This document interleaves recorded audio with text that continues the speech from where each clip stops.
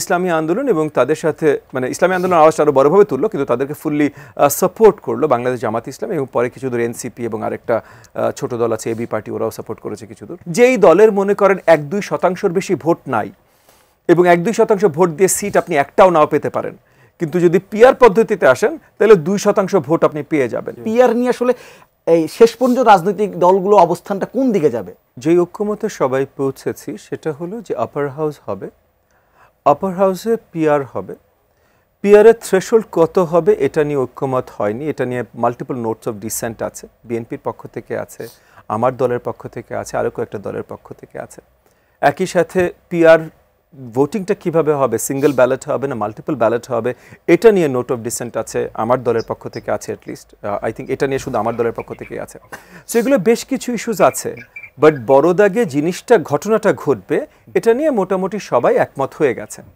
So তাহলে এখন ওই যে ওনারা যে স্পেশালি মোশাররফ ভাই বোধহয় টপিকটা রেজ করেছিলেন যে এটার একটা লেভেলে ঐক্যমত হয়ে যাওয়ার পর নোট অফ ডিসেন্ট কয়েকটা দল দিয়েছে, ঠিক আছে, ওই ডিসেন্ট সহ ঐক্যমত হয়ে যাওয়ার পরই হঠাৎ করে আমরা দেখলাম যে ইসলামী আন্দোলন এবং তাদের সাথে মানে ইসলামী আন্দোলন আওয়াজটা আরও বড়ভাবে তুললো, কিন্তু তাদেরকে ফুললি সাপোর্ট করলো বাংলাদেশ জামাত ইসলাম এবং পরে কিছু দূর এনসিপি এবং আরেকটা ছোট দল আছে এবি পার্টি, ওরাও সাপোর্ট করেছে কিছু দূর।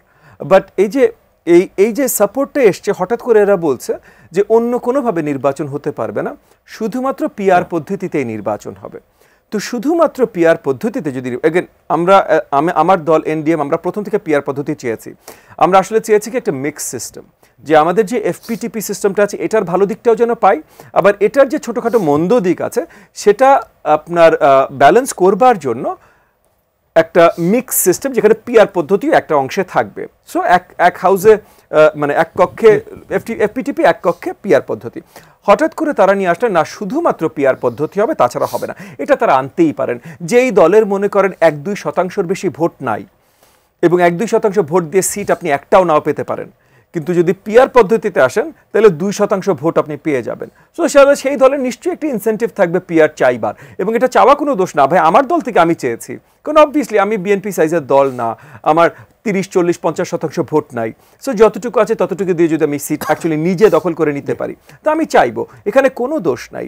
কিন্তু আমি এটা চাওয়া আর আমি এটা না পেলে আমি নির্বাচন পদ্ধতি রুখে দেব, এই দুটো ভাষার ভেতরে আকাশ পাতাল একটা ফারাক আছে। স্পেশালি এই ভাষাটা আরও বেশি অনাকাঙ্ক্ষিত যখন এর আগে অলরেডি এটা নিয়ে আলোচনা হয়ে, যেখানে যে ওই যে 60-63 ঘন্টা আলোচনায় আপনার দলের প্রতিনিধি ছিল, আপনারা ছিলেন, এই পুরো আলোচনাতে আপনি একমত ছিলেন বা আপনারটা জানিয়েছেন, আপনি নোট অফ ডিসেন্টও দেন নাই। এই সব কিছুর পর যে এইভাবে ডিম্যান্ড করা এবং এটা ফোর্স করতে চেষ্টা করে, এটা দুঃখজনক।